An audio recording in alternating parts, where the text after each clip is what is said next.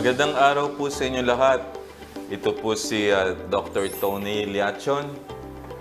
Ako po ay isang independent health reform advocate, dati pong Pangulo ng Philippine College of Physicians, at kasalukuyan ako po ay isang internist at cardiologist po sa Manila Doctors Hospital. At ito po ang ating reseta po para sa araw na ito. Ang topic po natin ngayon ay tungkol po sa pagre-repaso natin ng atin pong kasalukuyang sitwasyon regarding the COVID. So, ibig sabihin, ang COVID pandemic ba ay talaga po bang over na? Diba? Ibig sabihin, tapos na ho ba talaga? Diba?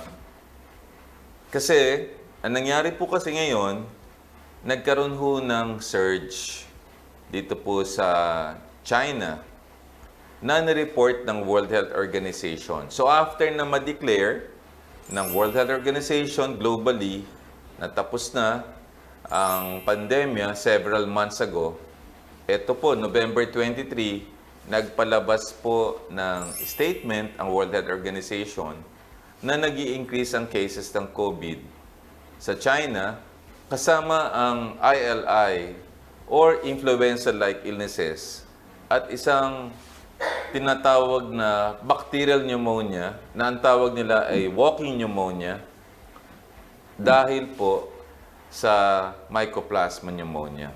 At ito po ay common sa mga bata. Ang sabi ng World Health Organization, ang sanhiho nito ay tatlo. Ang una, nilift ho kasi ang COVID restrictions. Ibig sabihin, dati tayo po ay nakakulong or lockdown, bigla nating pinalabas. So yung mga dati pong mga cases na kaya nating harapin, yung mga ordinary infection, viral illnesses, parang hindi na sanay ang mga bata nung humarap dito. Yan ang unang rason. Pangalawa, kahit nun pa man bago mag-COVID pandemya, tumataas so ang viral infection, flu at pneumonia sa last quarter of the year. Ibig sabihin yan, Oktubre, Nobyembre, Disyembre. At ang viral transmission ay madali dahil sa pagdidikit-dikit ng tao at ang mikrobyo ay hindi halos namamatay pagka malamig. Kaya yan, inaantabayan na globally. At ang pangatlong reason, maaaring yung ating bakuna sa COVID, sa flu at sa pneumonia ay humihina na kasi nagkaroon tayo ng COVID pandemic at majority sa mga bata at saka ibang adults ay hindi nakapagbakuna dahil tayo ay naka-lockdown. Yan ang explanation. At yan ay sinusugan ng Department of Health noong November 29, nagpalabas po sila ng statement capturing the World Health Organization statement. So yun ho yung una natin gustong sabihin. So, dapat meron tayong katanungan, strategic questions. Nasaan ho na ba tayo? Well, ang COVID natin ay over na, pero hindi ibig sabihin over na katulad noon na nala-lockdown tayo. Right? Noon kasi bago magbakuna, lahat ng madapuan, talagang pagka meron kang comorbid condition, maglalanding ka ng hospital. Ngayon naman, dahil nabakunahan na tayo at meron na tayong konting immunity dahil sa mga subclinical, o ibig sabihin hindi nating alam na nagkaroon tayo ng COVID, nagkaroon tayo ng hybrid immunity. Pero hindi ibig sabihin, sapat na yon, hindi katulad ng predictable na flu, na alam mo na pwede ka magkaroon ng paggaling kaagad. Ang COVID, meron ho kasing tinatawag na long COVID syndrome or symptoms na pagkatapos kang gumaling, meron pa rin. Kaya, i-discuss natin siya separately. Now, saan natin gustong pumunta? Where do we want to go? Eh di syempre, matapos na tong pandemic na to. Di ba? And then, how do we get there? Kailangan maripaso natin yung ating bakuna at ang checklist din para ho tayo ay maging maayos. Now, ang first COVID case ay na-determine ho yan December of 2019. Pagkatapos, yung first COVID case confirmed sa Pilipinas ay January 30, 2020. So alam natin, magte-2024 na, sa January, mag-aapat na taon na. So kailangan natin maintindihan yan. At yun ay tinala ng Department of Health sa isang 38-year-old Chinese woman na nag-test na positive at siya ay galing po ng Wuhan, China. Yan. Kaya napakahalaga, no? Kasi ang China po kasi kaya yan ay laging source ng epidemic. Ang unang rason diyan ay hindi ho sila kasi transparent maglabas ng datos eh. Miski WHO, nahihirapan po sila. Pangalawa, ang level of vaccination diyan hindi kasing kumpleto ng ibang bansa, di ba po? At ang pangatlo, napakaraming tao dyan. More than 1 billion yan. At ang ating bansa, ang numero unong turista na dumadalaw sa ating bansa ay Chinese. 2 million a year eh. Kaya ang madaling hawahan ng China ay Southeast Asia, particularly Philippines. Kasi yung mga Chinese po kasi magbiyabiyahe yan sa Pilipinas para mag-celebrate ng Chinese New Year. Kaya nung una, kung napansin nyo, tinago ng China yan in 2020 kasi gusto nilang i-celebrate during that time. Milestone kasi 2020. Ay kaso, nag-explode. No? So, yan ang ating gustong i-discuss. No? Ngayon, napakahalaga ngayon, ano ba yung kailangan nating isipin? Ano ang WHO criteria para malaman ang kahandaan? At meron hong 6 na criteria para sabihin mo yung COVID restrictions natin ay okay. Maganda repasuhin. Ang unang-una is the transmission control. Yes. Yes. Number 2, yung health system capacities ba natin in place? Yes. Okay tayo. Right? Yung ating mga pasilidades. Alright. Number 3, ang outbreak risk ba ay nami-minimize sa health facility at sa nursing homes at sa eskwelahan? Yes, kaya natin. Hindi katulad nun. Hindi pwede. Pang-4, yung preventive measures ba ay in place sa workplace, sa eskwela, other places where people would go. Diba? Yung mga mall. Right. Okay. Yes, I think. Kailangan lang magmamas lang tayo at reinstitute ang minimum public health standards. Okay? Lalo na sa Kapaskuhan, na lahat tayo maglalabasan. Number 5, importation risk can be managed. Yes, kung mapapansin nyo, ang biyahe dito sa buong mundo, paikot-ikot na. Kaya lang, kailangan mag-ingat lang tayo. Di ba po? At ang pang-6, ang mga tao ba ay educated? Oo naman, sa mahigit itong mag-4 na taon na. Are we empowered? I think majority. Kaya lang, kailang paalalahanan lang. Are we engaged? Yes, kasi ayaw na natin magkasakit eh. So, sa makatuwid, yung guidelines dati ng WHO, na-fulfill na natin. At ito, kaya nating harapin ang next pandemya.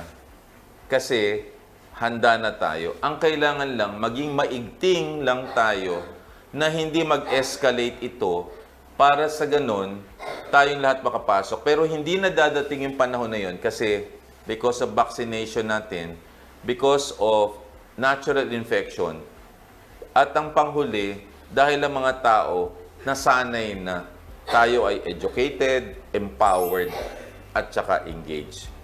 So yun po ang ating update po para ho dito sa atin pong episode na tungkol po dito sa sitwasyon natin sa COVID pandemic.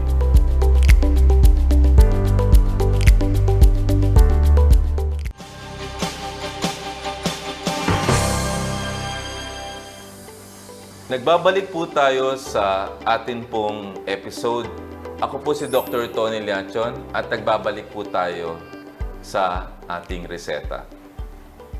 Siguro gusto niyo malaman ang bagong datos po ng ating Department of Health at ng Octa Research Group sa pangunguna ng batikang mathematician na magaling sa data, si Professor Guido David, na kasama natin siya sa pandemya at nakasama natin siya sa paglalahad po ng mga accurate data. Ito po ang latest data as of December 18 at ito naman ho ay fresh na magro-roll over ho ito. Tingin ko ito magiging trending natin ho sa susunod ho mga linggo.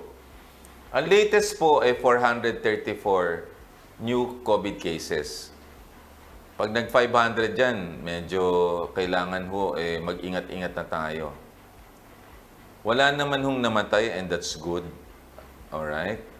May 286 na nag-recover. Pero ang active cases po natin ay tumataas to 4,780 cases. Ngayon, pag ho nag-10,000 ho yan, ay ominous sign yan na talagang nag-e-escalate po. Alright? Tapos, ang positivity rate, right? Ang acceptable na positivity rate ng World Health Organization ay less than 5%. Huwag ko kayong mabibigla. Ang positivity rate ngayon ay almost 16%. It's 15.8%. Pero kung yun ay nang dati pa na hindi tayo bakunado, sa panahon ng Delta wave, at sa unang saltada ho ng Omicron, nakakatakot ho nun. Kasi talaga namang parang lahat ng kaibigan mo, alam mo, may sakit. At nakakatakot kasi ang iba naglalanding sa ospital. Ngayon, mataas ang positivity rate. Pero dahil tayo ay vaccinated at ang iba sa atin ay nagkaroon na ng konting immunity, nakikita natin we can roll with the punches. Ang sign na maganda pa rin ang pag-responde natin ay yung healthcare utilization, hindi na po ng hospital. Though may nare-report na Medica City, Philippine General Hospital, at UPPGH ay tumataas, ang explanation ng Department of Health, yung allocated kasing beds, niliitan. Kaya konting admission, ay akala natin puno. Yun ang explanation. At kung ma-admit naman, hindi naman ho serious na be-ventilator kasi may gamot na. At ang gamot, dati yung mahal na Remdesivir, ngayon ho meron na tayong panlaban. Ang pangalan ay Molnupiravir. Kaya napaka-importante. Now, anong kailangan nating gawin? Na ang positivity rate ay almost 16%. Ang una, mag-wear kayo ng face mask. Though, ang sabi ng Department of Health, hindi sila magmamandate or mandatory face mask. So tayo, dapat personal accountability. So sa tingin nyo, pupunta ka sa isang area na masyado matao, hindi mo alam yung level of vaccination. Kunyari, pupunta ka ng Divisoria, pumunta ka, let's say, ng palengke, or pumunta ka ng mall, magmask ka kasi hindi mo sigurado. Practice the minimum public health standards. Alcohol, social distancing, ventilation, napaka-importante. Ensure natin na ang inventaryo ng antiviral drug ng Molnupiravir ay hindi ma-out of stock. At yung gamot sa walking pneumonia as a complication ng mga viral illnesses or escalation, yung azithromycin, ay meron tayo. Then, naalala nyo nun, 2 years ago, naubusan tayo ng supply sa ubo at sipon. Dapat ang inventaryo ay ini-insure. And then, ang isa pa, dapat ngayon, mas vigilant tayo mag-monitor ng cases. At ang panghuli ay yung long COVID syndrome. Yung long COVID syndrome ay napakahalaga kasi regardless of the magnitude, whether mild, moderate, severe, basta ikaw ay natamaan nito, pwedeng matulak ka sa problema mo. Kaya kailangan ayusin natin. Kasi pwede ka ma-heart attack kahit COVID. Kasi may pag-aaral na inflammatory process to. Maaaring magbala yung artery mo kung meron kang comorbid condition or kahit wala kang sakit, hindi mo alam 20 to 30% kung sino yung tatamaan. Now, ano ba din itong long COVID syndrome? Ang definition ho nito ng long COVID syndrome ay persistence of the symptoms beyond 3 months at nauulit-ulit ang problema kahit magaling ka na. So, pwede kang magkaroon ng brain fog, yung makakalimutin ka, malulungkutin, may anxiety. Yan ho yun, description. Now, ang pangalawa, may continuation ng symptoms 3 months after the initial infection nitong binanggit ko na una. So ako from head to toe para maintindihan nyo. Right? Yung virus kasi nananatili sa katawan natin. For some reason, dahil mahina ang iyong resistensya, hindi mo na-dispose it. So, researchers have found out that a staggering 90% of people living with long COVID initially experience only mild illnesses. So, wag i-menos. Kaya dapat hindi ka mahawa. So, after developing long COVID syndrome, ang typical person will experience yung sinasabi kong brain fog, tapos may hapo, madaling mapagod, may shortness of breath, at yun nga, may cognitive problems, brain fog ang tawag, at merong mga nagtatae or nagko-constipate. Meron ding lumalaki ang thyroid, namamagato, tapos meron new onset ng diabetes, tapos ang iba, parang nanlalanta. These symptoms may have an impact on health. Kasi ang mga naapektuhan nito ay hindi nakakapagtrabaho. Kawawa naman. Hindi makabalik eh. Meron namang pasyente dito, 6 months hindi nakabalik eh. Pero meron solusyon dito na gusto kong malaman ninyo. Ang pinaka-importante sa long COVID syndrome ay makabalik ka sa pamamagitan ng ehersisyo kasi may exercise ka. So, gusto kong ulitin ang long COVID syndrome at ito ay lumabas sa World Health Organization at CDC. Ulitin ko ho, ang long COVID syndrome, maaring itanong nyo. From head to toe, neuropsychiatric illnesses, anxiety, depression, at hindi nakakatulog, at may brain fog, may impaired attention, concentration, and memory problem. Number 2, may sore throat cut, may dry cough na hindi mawala-wala. Number 3, cardiovascular. Non-specific chest pain, namamaga ang puso, may palpitations, mabilis ang heart rate. Akala mo lang ninenervous ka. Kidneys, suddenly parang nahirapan ka umihi. Or dermatologic, pwede rin hong nanlalagas ang buhok at may rashes ho kayo based to sa report, no? Musculoskeletal, masakit ang katawan at may joint pains. Pulmonary, may hingal. Tapos pag x-ray or scan, meron hong makikita din yung findings. Bumababa ang oxygen level. At ang mga pasyente maaaring magkaroon ng diabetes at thyroiditis at nagtatae or walang gana kumain. At yung iba nagkaka-blood clot sa paa or maaaring sa puso at nai-stroke. So, mga kaibigan, ang COVID ho ay hindi po natin dapat ho ibaliwala. Kahit ho sinabi natin na over na siya, pwede ho siyang mag-recur, mild, moderate, or severe. So kahit mild, huwag ka mahahawa dahil sa long COVID syndrome. At pag nag-long COVID syndrome, ang kalidad ng buhay mo maapektuhan. So therefore, yung family mo maapektuhan. Number 2, yung workplace maapektuhan. At ang pangkalahatan natin hong kabuhayan. So, yan po ang diskusyon natin tungkol ho sa datos natin sa COVID at dun ho sa long COVID syndrome or symptoms.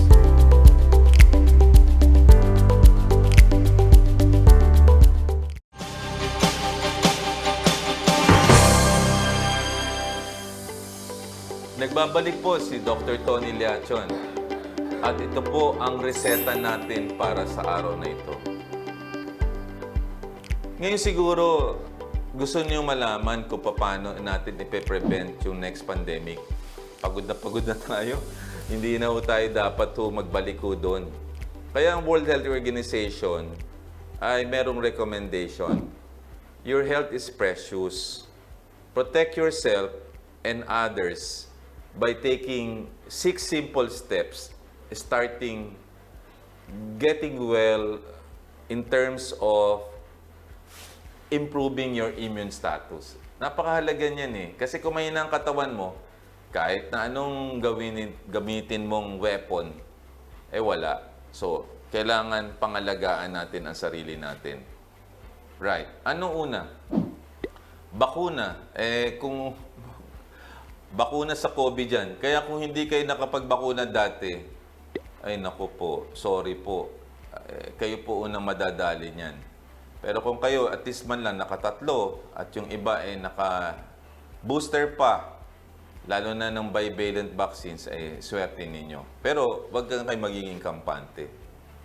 Now, minimum public health standards, number 2. Keep a safe distance, lalo na pagka maraming tao. Number 3, wear kayo ng face mask. Hindi ho tayo pwede ho ritong maging kampante. Kasi andyan pa rin ho eh. The best protection pa rin ay mag-face mask. Yung cough or sneeze etiquette, yung pag-umubo sa elbow, dapat i-maintain natin yan. No? And then open your windows, right, for good ventilation. Paayos natin ng indoor quality. At ang panghuli, clean your hands. So yung mga alcohol ninyo, dala-dala nyo yan. At ang paghuhugas ng kamay ay napaka-importante. Now, why do you need yung booster shots? Para lumakas, wala na yan eh. Sa Amerika meron pa, pero tayo wala na. Pero, kung wala kayo niyan, dapat magpa-flu shot kayo at magpa-pneumonia vaccine. Wala na pong COVID, hindi na o-order ng government. Sinabi yan ng Department of Health. Tapos na. Di ba? At kung magdo-donate man sila sa COVAX, hindi natin alam kung kailan darating. Pero anong available sa atin, though hindi para sa COVID, protect natin for non-COVID flu-like manifestation at pneumonia. So, kailangan natin ho ng booster shots para dito. Para lalo na tayong tumibay. Right? Now, ang kailangan natin gawin ay ito ang tandaan. Ang COVID deaths ay rare pagka bakunado ho kayo at boosted kayo. Commonly in those patients with severe disease, kunyari ba yung heart disease, na-stroke ka, may cancer ka, may chronic obstructive lung disease ka, may severe asthmatic attack ka, ikaw na-transplant, or may autoimmune disease ka, kailangan ho magpabakuna ho kayo. Pagdating ho nung COVID, kung hindi kayo nung idodonate sa atin ng COVAX facilities, at kung hindi man, meron kayo dapat flu or pneumonia. Now, sino itong mga taong to? If you are 50 years old or older with chronic medical conditions, definitely get boosted. COVID, flu, or pneumonia. And then, wear mask in public places at kailangan ho exercise daily at healthy yung diet natin. Kasi mahirap po pag hindi ho tayo nag-exercise eh. Ano bang panlaban natin dito? Kasi ubo tayo ng ubo, di ba? Tapos papasok tayo sa opisina. Tapos hindi ka magpe-face mask. Buti na lang ang iba nagpe-face mask. Tapos malalakas ang katawan ng iba, right? Pero ang iba ay hindi healthy kasi marami sa atin ang medyo mataba, medyo naninigarilyo, uminom ng alak. So, yung mga umuubo,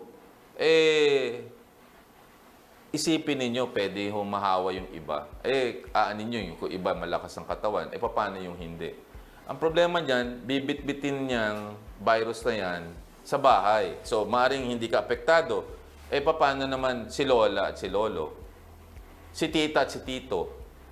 si mama at si papa. At si apo. Problema si apo. Kasi si apo hindi na bakunahan yan. Kasi hindi yan kasama ho dun sa schedule ng Department of Health sa bakuna. Kawawa naman si apo. Mahirap yan. Protect yourself so that you protect your family, you protect the workplace colleagues, and you protect the entire country. Diba? Yan ang mabuting Kristiyano at Katoliko. Diba? So mga kaibigan, sa panahon ng Kapaskuhan, siguro ang greatest gift natin is actually ourselves na maging healthy so that we can celebrate Christmas with our loved ones. So let's reset our lifestyle. Tama? Reset our mindset para we live a good life. Hindi lang ho sa isip, sa puso, sa gawa, at ho para sa ating kaluluwa din. Ako po si Dr. Tony Leachon. At ito po ang reseta natin para sa araw na ito. Maraming salamat po.